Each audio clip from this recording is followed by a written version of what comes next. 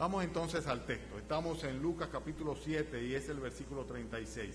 Ahora sí, les voy a rogar que nos pongamos de pie, así tenemos la lectura de pie y luego me acompañas orando. Lucas capítulo 7, versículo 36. Lucas 7, 36.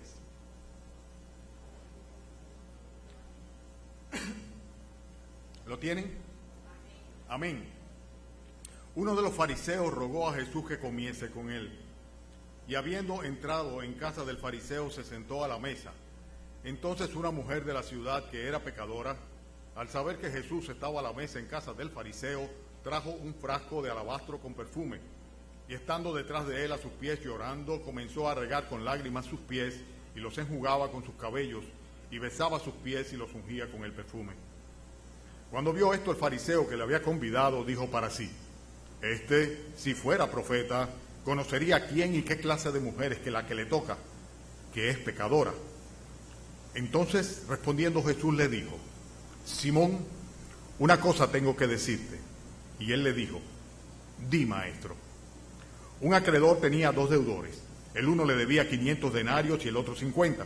Y no teniendo ellos con qué pagar, perdonó a ambos. Di pues, ¿cuál de ellos le amará más? Respondiendo Simón dijo: Pienso que aquel a quien perdonó más. Y él le dijo: rectamente has juzgado. Y vuelto a la mujer, dijo a Simón: ¿Ves esta mujer?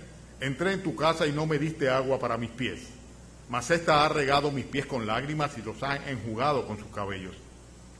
No me diste beso, mas ésta desde que entré no ha cesado de besar mis pies.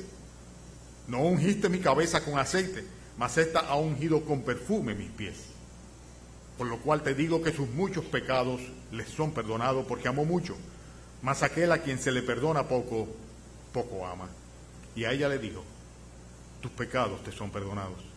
Y los que estaban a la mesa sentados, los que estaban juntamente sentados a la mesa, comenzaron a decir entre sí: ¿quién es este que también perdona pecados? Pero él dijo a la mujer: tu fe te ha salvado. Ve en paz. Padre, damos gracias, Señor, por esta porción de tu palabra, de la cual esperamos, Señor, que tú pues traiga para nosotros aliento y esperanza, Señor, conversión, salvación. Te pedimos, Padre, que bendigas esta exposición de tu palabra, que tu Santo Espíritu nos guíe, tanto para emitir como para recibir las enseñanzas que tú tienes para nuestros corazones. En el nombre del Señor Jesús te lo pedimos. Amén. ¿Pueden sentarse, hermanos?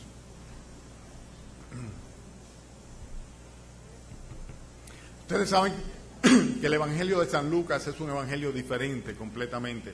No obstante, es considerado uno de los evangelios sinópticos junto con el de San Mateo y Marcos. Sin embargo, hay pasajes que aparecen en Lucas que no aparecen en los otros evangelios. Este es uno de esos pasajes que solamente aparece en el Evangelio de San Lucas. Es muy frecuente que Lucas presente situaciones de personas comunes, las cuales aparecen de un momento a otro dentro de la historia bíblica, y que así como aparecen en su relación con el Señor Jesucristo, luego desaparecen y no se vuelve a hablar más de ellas. Ese es el caso precisamente de esta mujer y este encuentro que se produjo en la casa de Simón el fariseo. De hecho, quiero decir, dicho de paso, que el Evangelio de San Lucas es la que más referencia hace a episodios que tienen que ver con damas, con mujeres dentro de las Escrituras. Vamos a analizarlo, el pasaje, y más que analizarlo, vamos a estudiarlo, vamos a nutrirnos de él, tratando de analizar los elementos que lo componen. Lo primero que tenemos que ver cuáles son los concurrentes que van a esta cena, a esta comida que este Señor prepara para que el Señor Jesucristo, este fariseo prepara para que el Señor Jesucristo vaya a él a su casa.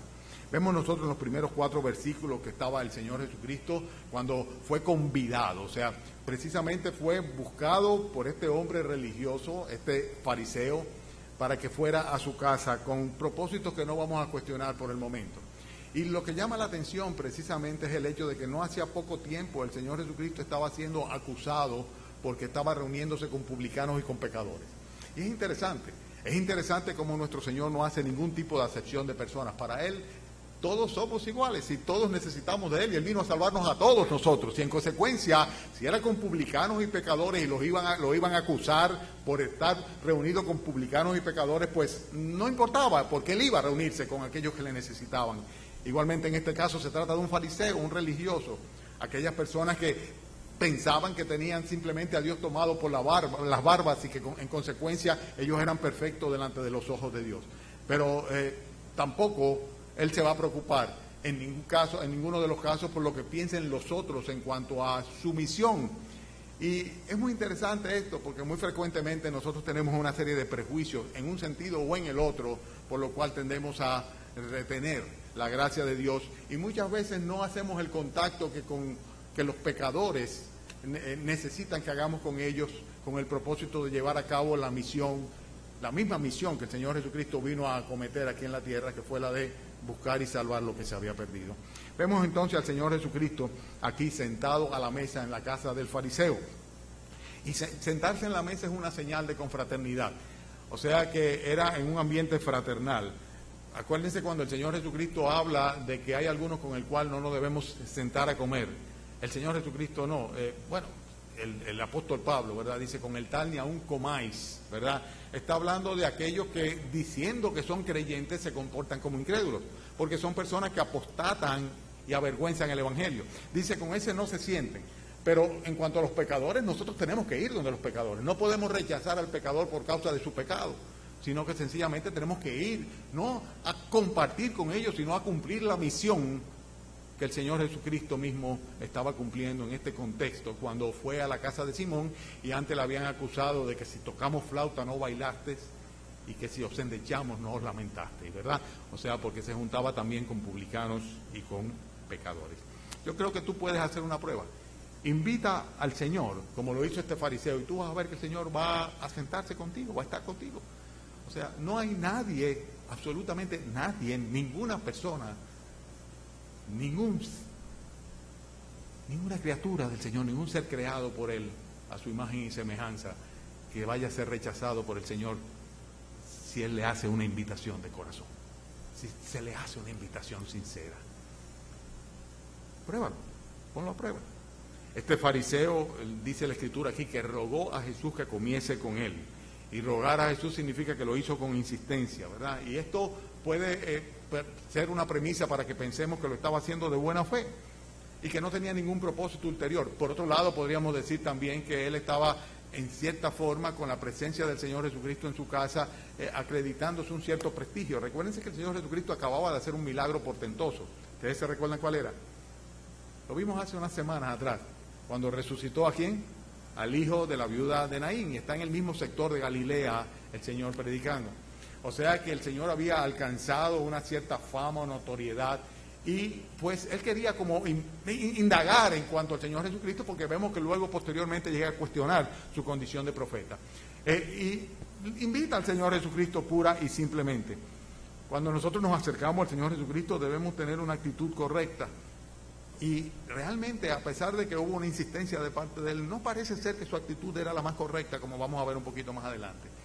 El tercer protagonista de este encuentro, a pesar de que había muchos otros en la casa de Simón, el fariseo, era una mujer.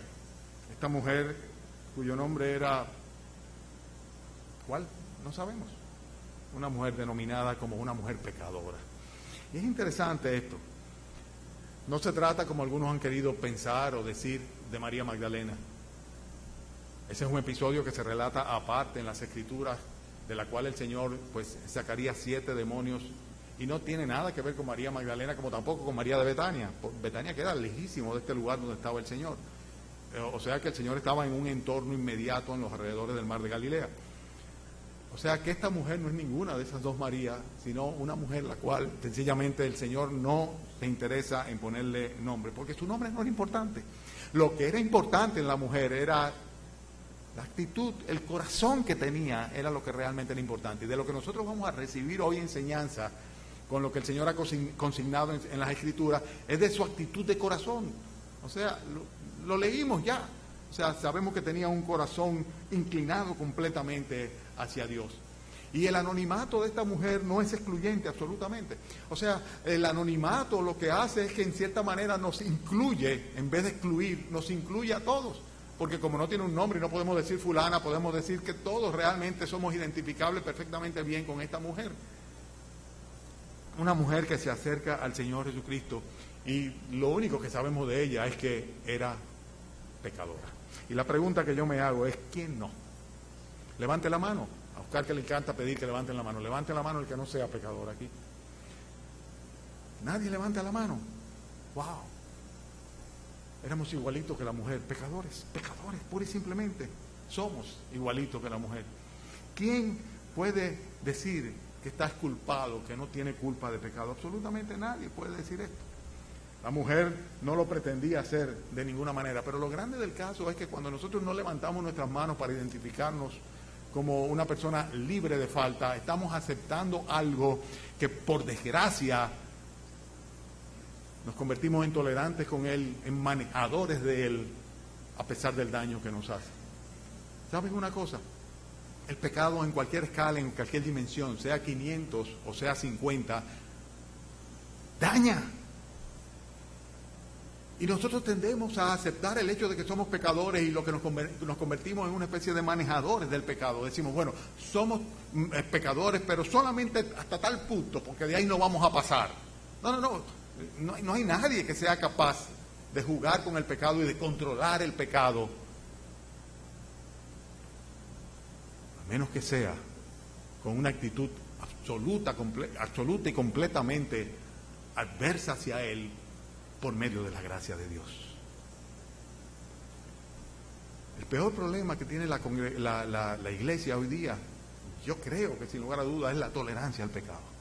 Y no la tolerancia al pecado en los otros o en el mundo. No, es la tolerancia al pecado en nuestras vidas. O sea, nos hemos convertido en tolerantes al pecado. Hemos tratado de poner un límite y decir, bueno, yo voy a llegar, pero solamente hasta aquí. Y no nos damos cuenta que ese hasta aquí ya de por sí es sumamente contaminante, contagioso y mortal. Y que sencillamente el pecado en cualquiera de sus proporciones, sea de 500 o sea de 50, nos va a destruir. Va a pasar su factura, va a cobrar de una manera u otra. Y sobre todo, nos va a inhibir, nos va a imposibilitar ser gratos delante de los ojos de nuestro Dios. Hermanos, esta mujer era pecadora. Dice la Escritura, al decir que era pecadora, y en la manera que el contexto parece insinuarlo, que era una prostituta, una ramera, aparentemente conocida por todo el mundo. El propio Simón, quién sabe si habrá usado de sus servicios o no, pero sea como sea, la conocía muy bien. Cuando la mujer dentro de su casa, donde aparentemente con las puertas abiertas, pues simplemente se coló, entrando a ese lugar, y dice, ay, esta mujer es una pecadora. La prostitución es solamente una forma más de inmoralidad sexual. Hay tantas formas de inmoralidad sexual.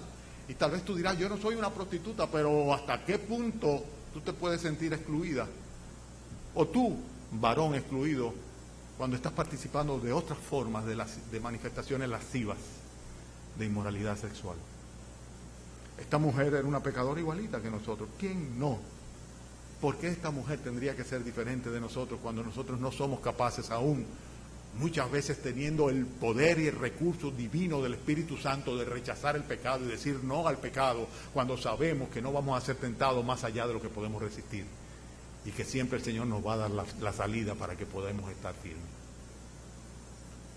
El problema más grave que hay hoy día en la iglesia y lo que descalifica e inhibe al creyente para poder llevar a cabo su misión es el hecho de que, como el fariseo no era menos pecador que esta mujer, solamente que él tenía un nivel de tolerancia distinto. Hermanos, una mujer pecadora.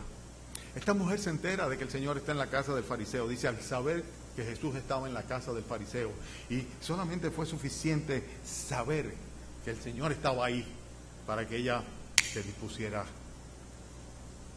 a ir a su encuentro. Ustedes saben que el Señor se hace presente en su iglesia local, en su templo, en medio de su pueblo.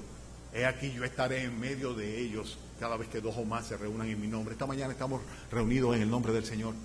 El Señor está aquí en medio nuestro. No es algo que ni siquiera se nos ocurre cuestionarlo, lo sabemos, vemos su manifestación, lo vemos en múltiples formas de las cuales no quiero hablar en detalle ahora. Pero ¿cuántos, aún de los que conociendo y viniendo a la iglesia, no saben aprovechar la cercanía del Señor Jesucristo como esta mujer lo haría? El Señor se acerca al pecador lo suficiente para que el pecador pueda extender su mano hacia Él. Y muchas veces nos quedamos con los brazos cruzados en una actitud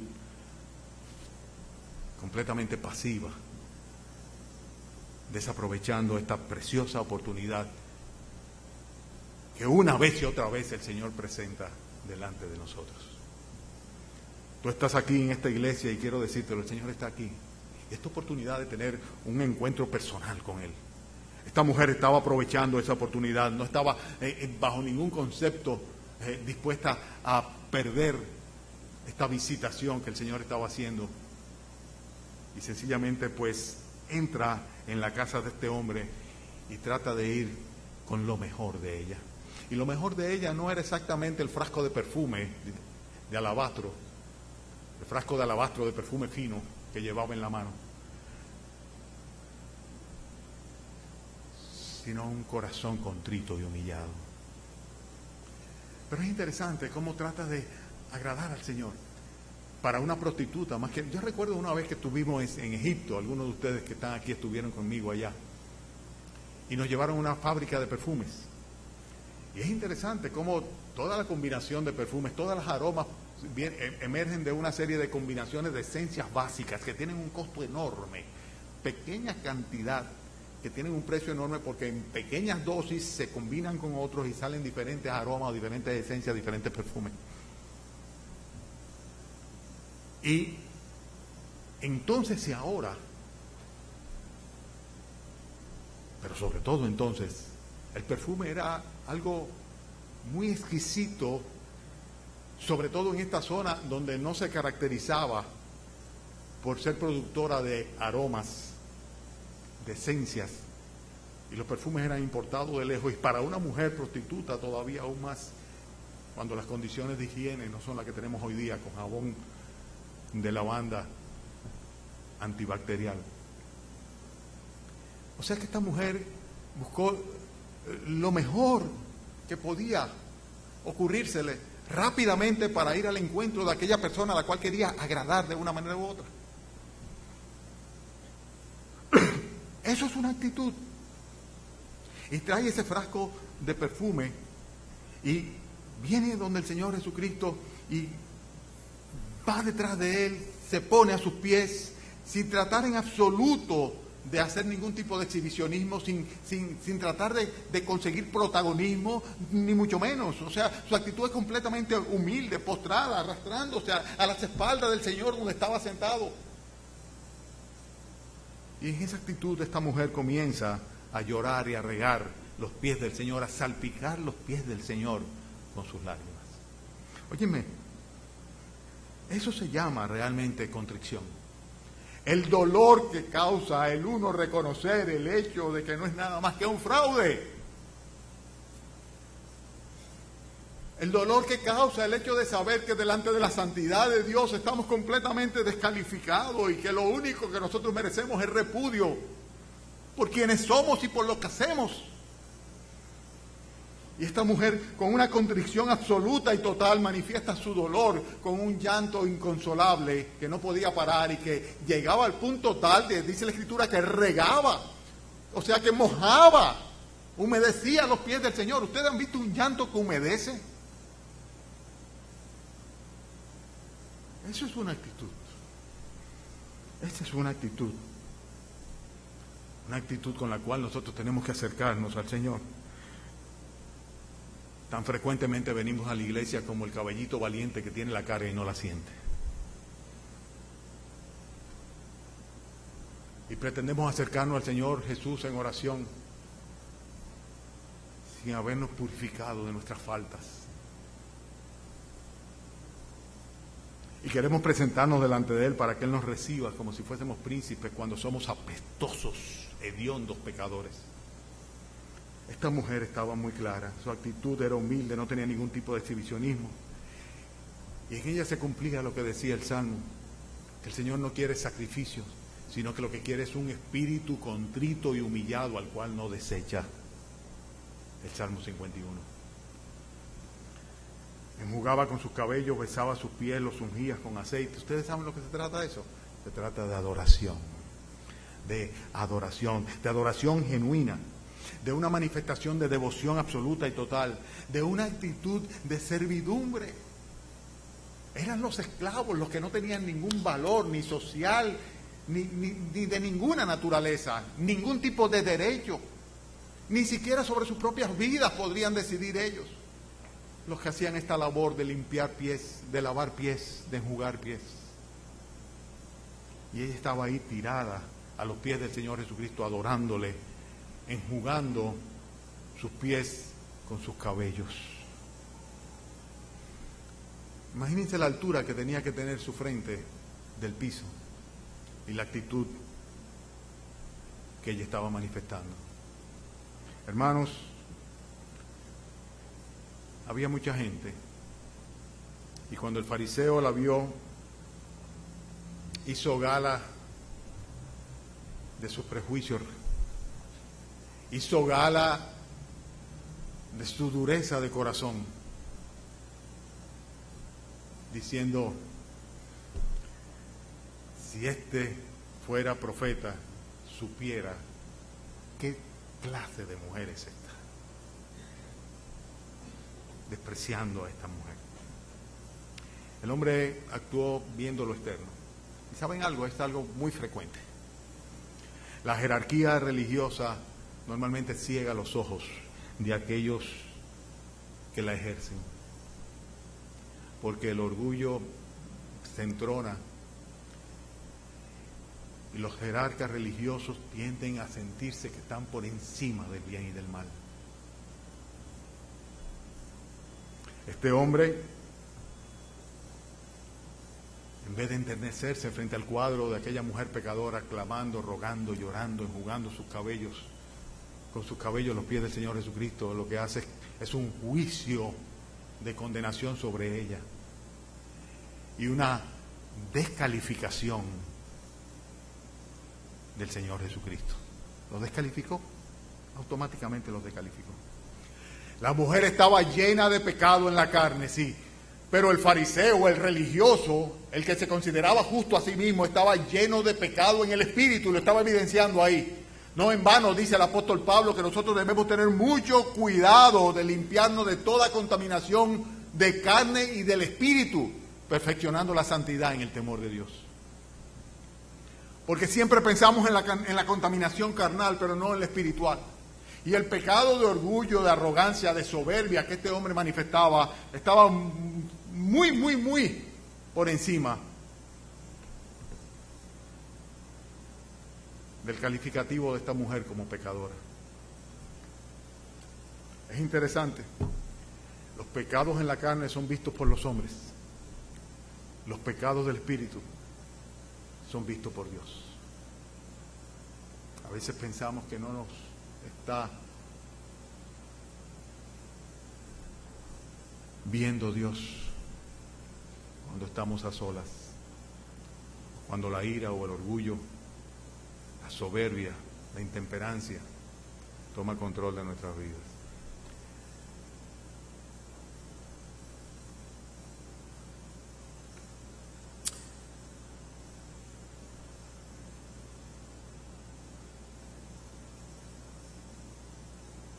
¿Saben por qué me sonrío?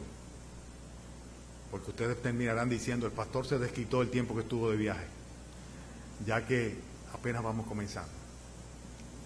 En segundo lugar, luego de haber visto cuáles son los concurrentes, ya que no quiero llamarle protagonistas de esta historia, vamos a ver cuáles son los que aparecen como deudores aquí. Dice el versículo 40, entonces respondiendo Jesús dijo: Simón, una cosa tengo que decirte. Y él le dijo: di, maestro. Un acreedor tenía, ¿qué? 2 deudores. El uno le debía 500 denarios y el otro 50. un acreedor tenía 2 deudores, y los 2 deudores representan no solamente a Simón y a la mujer, sino que también nos representan a nosotros, claramente. Nosotros también somos deudores delante del Señor. Dios tiene derechos adquiridos sobre nosotros, absolutamente sobre todas y cada una de sus criaturas. Nosotros le debemos la vida a Dios. Él es el dueño de nuestras almas. Todas las almas son mías, dice el Señor. Simplemente nos debemos a Él. Y el pecado va amontonando deuda sobre nuestras almas. O sea que nuestra cuenta se va haciendo cada vez más grande en la medida que vamos viviendo. Somos deudores ciertamente delante del Señor. Estamos en deuda con Él. ¿Cuánto más aquellos por los cuales el Señor ha muerto en la cruz del Calvario? Nosotros los creyentes tenemos una deuda aún mayor. Muchas veces pensamos, no, estamos libres de deuda. Cristo pagó por nuestros pecados. Es cierto, lo hizo. Saldó nuestra factura delante de Dios, delante del Padre. Pero sin embargo somos deudores, no a la carne, sino al Espíritu. Somos deudores a Dios, completamente, más que nadie.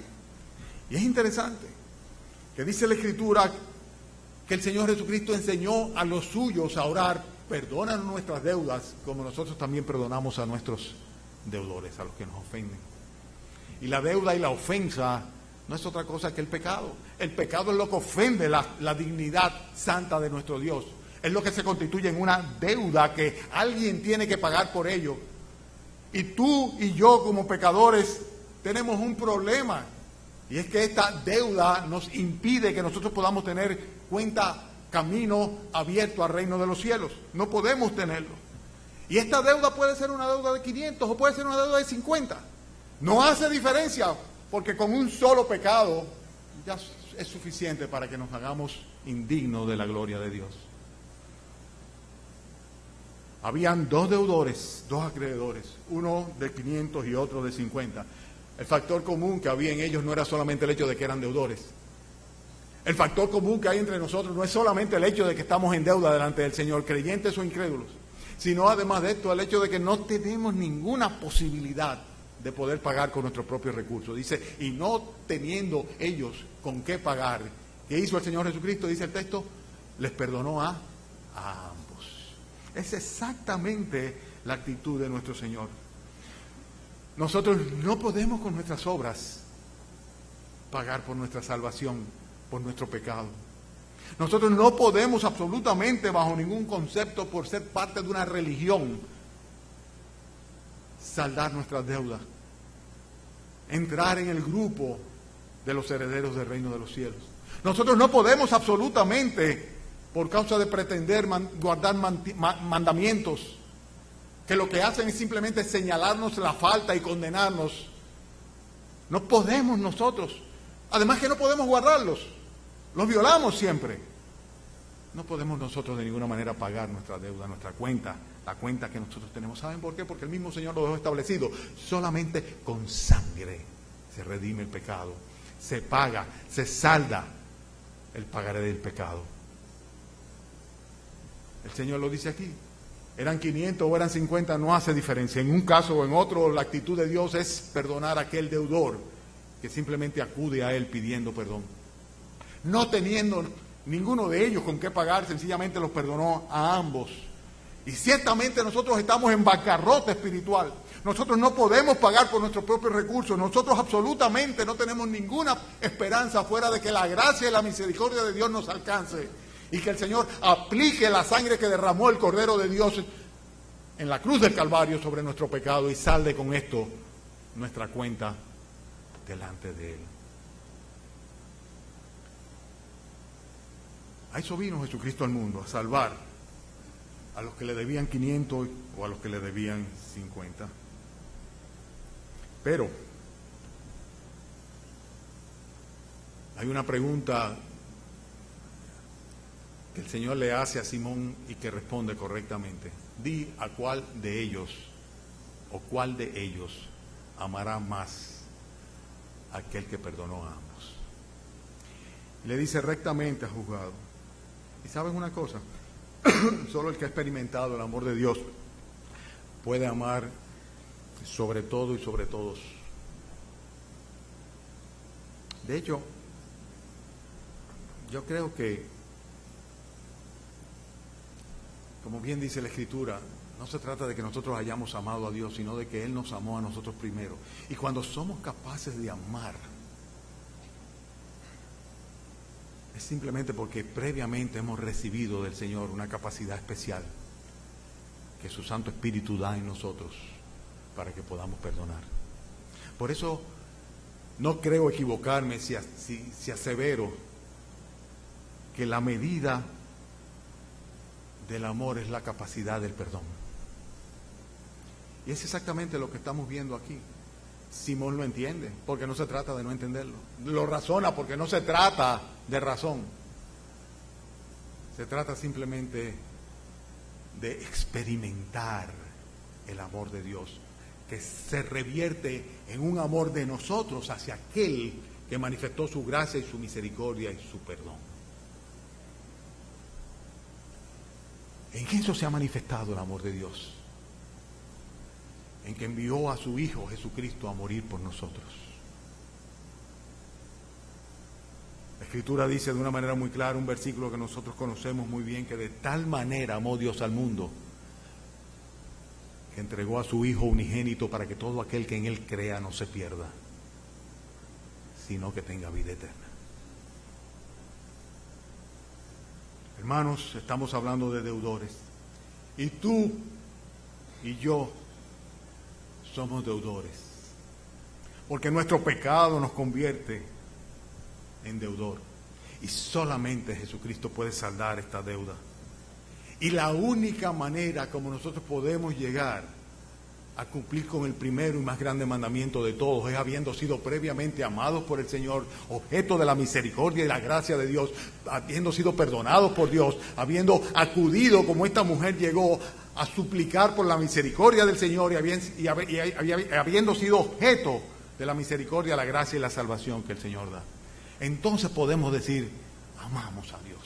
Entonces podremos decir, entendemos el perdón de Dios. Entonces podremos decir, 500 o 50 no importa, el Señor ha perdonado todos mis pecados y por eso le amo yo a Él.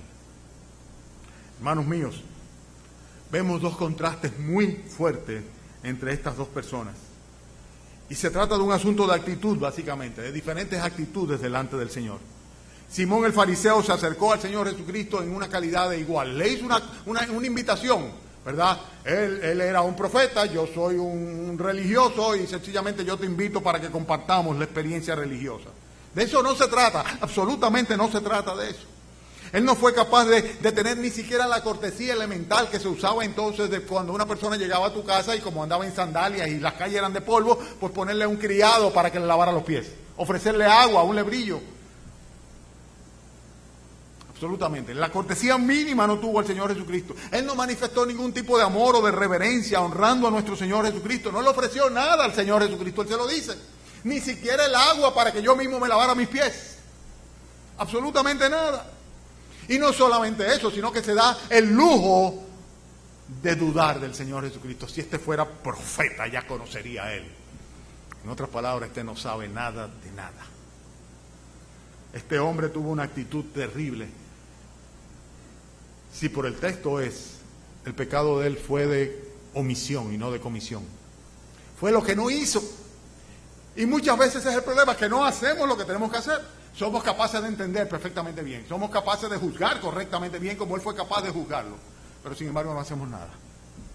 No tomamos una actitud correcta delante del Señor. Por el contrario, hay un gran contraste con lo que hizo la pecadora. Esta pecadora, sin ningún tipo de protagonismo, sencillamente derrama su corazón en pena, en dolor, en contrición delante del Señor Jesucristo. No se intimida por la posibilidad de que la expulsaran y la botaran. No le importó el prestigio social o el rechazo social, si queremos decirlo así, sino que se humilló todo lo que podía, más allá de lo que un esclavo haría. Reconoció así su indignidad delante del Señor, pero manifestó al mismo tiempo su gran amor a nuestro Señor Jesucristo. Cuando llorando lavaba sus pies y los enjugaba con su cabello y derramaba el perfume sobre su cabeza, sobre sus pies. Hermanos, es un asunto de actitud. Es un asunto de actitud. Quiere el Señor darnos a nosotros un corazón como el de esta mujer. porque Simón no lo tenía. Es posible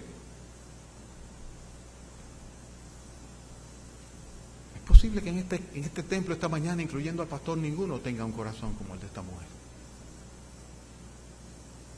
¿Y saben lo que implicaría eso?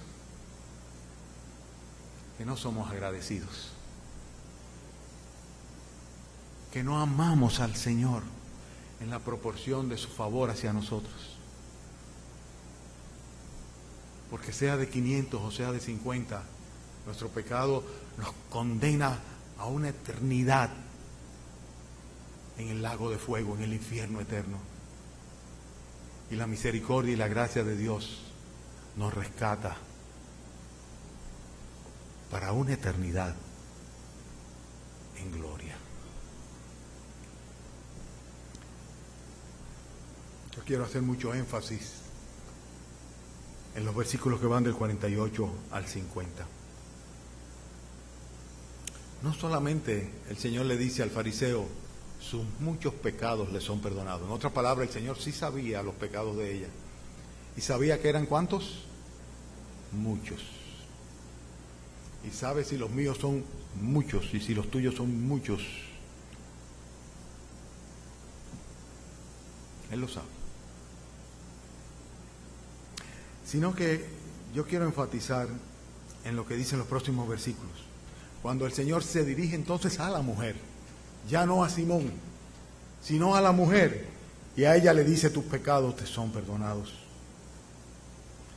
Los que estaban juntamente sentados a la mesa, versículo 49, comenzaron a decir entre sí, ¿quién es este que también perdona pecado?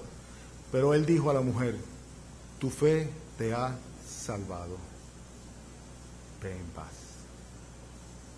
Los resultados. Los resultados.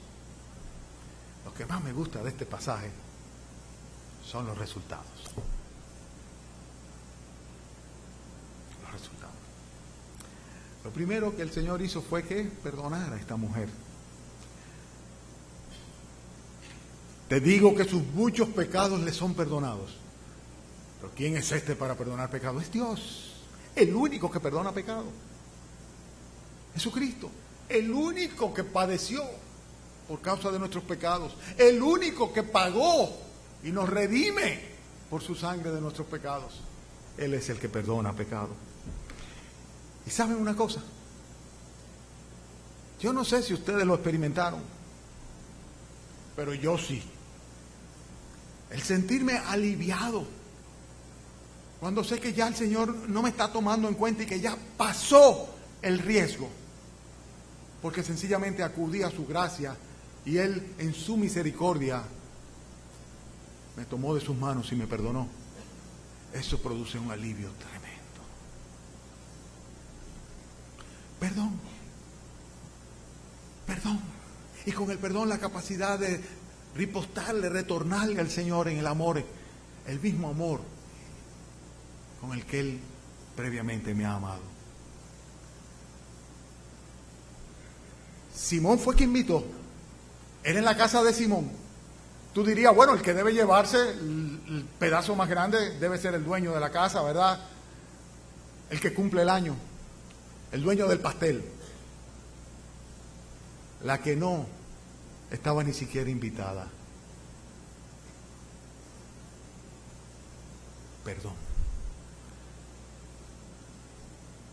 Ella fue que se llevó el pedazo grande. En segundo lugar, salvación. Tu fe te ha salvado. Cualquiera hubiera pensado, bueno, lo que pasa es que esta mujer tenía una capacidad de amor muy grande y lo que dice el texto aquí fue que el Señor, por causa de que ella era muy amorosa, ella amaba mucho a Dios, la perdonó. Muchos religiosos dicen eso, los católicos romanos enseñan esto. La mujer es un prototipo, un ejemplo claro de que si una persona ama mucho a Dios, el Señor le va a salvar. Eso no es lo que dice el texto. De ninguna manera está enseñando esto. De hecho, el Señor lo confirma ahora al final. La salvación no ha sido porque ella amó mucho a Dios. Ella amó mucho a Dios porque fue muy perdonada.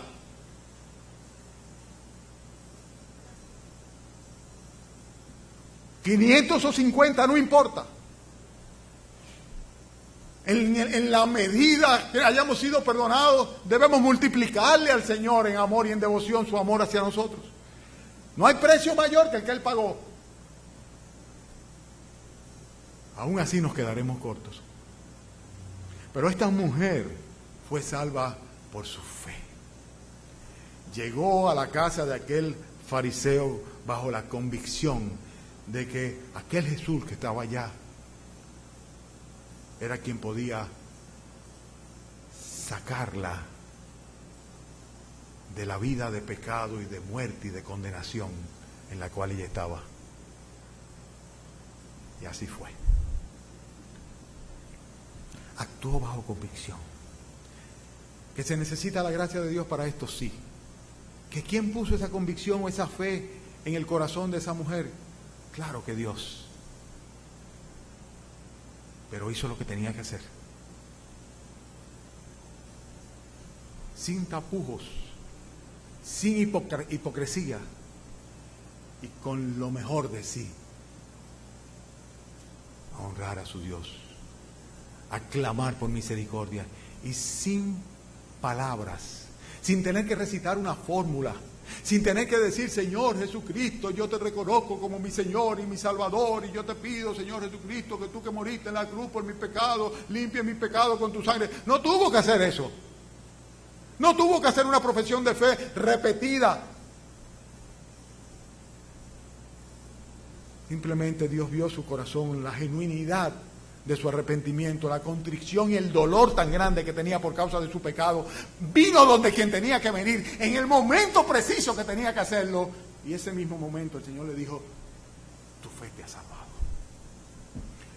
Perdón, primer resultado. Salvación, segundo resultado. Y el tercero lo tienen ustedes ahí. ¿Cuál es? ¿Cuál es? ¿Cuál es? Versículo 50. ¿Cuál? ¿Cuál?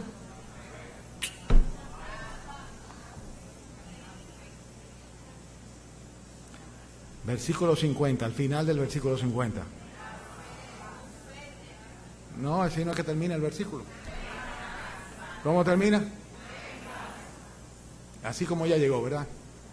Le dijo: vete así como tú viniste, por ahí mismito, ¿no? Eso fue lo que le dijo, ¿verdad? Ella llegó en paz, ¿verdad? Ella llegó en paz. ¿Y por qué no tenía paz? Porque estaba en enemistad con Dios. En enemistad con Dios. ¿Por qué estaba en enemistad con Dios? Porque era pecadora. Porque tenía una deuda. Una deuda de 500 tenía ella. No como el fariseo de 50.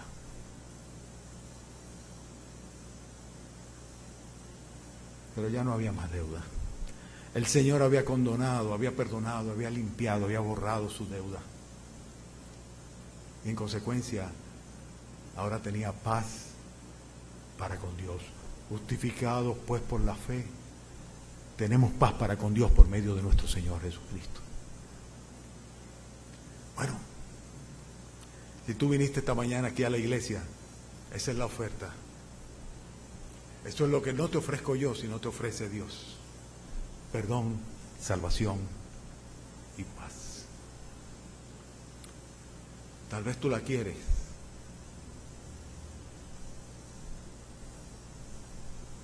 Tenla. Inclinemos nuestros rostros, vamos a orar al Señor. Ahí donde tú estás,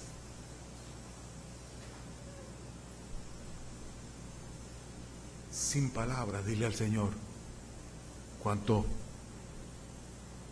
tú le amas. En otras palabras, dile al Señor cuánto pecado tienes.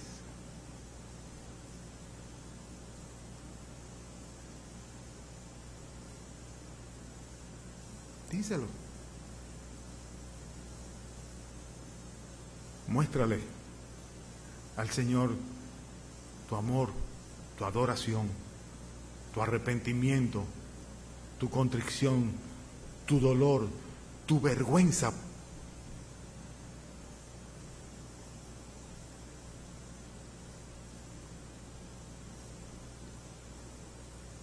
Hazlo con fe. Porque Él está aquí y Él quiere salvarte.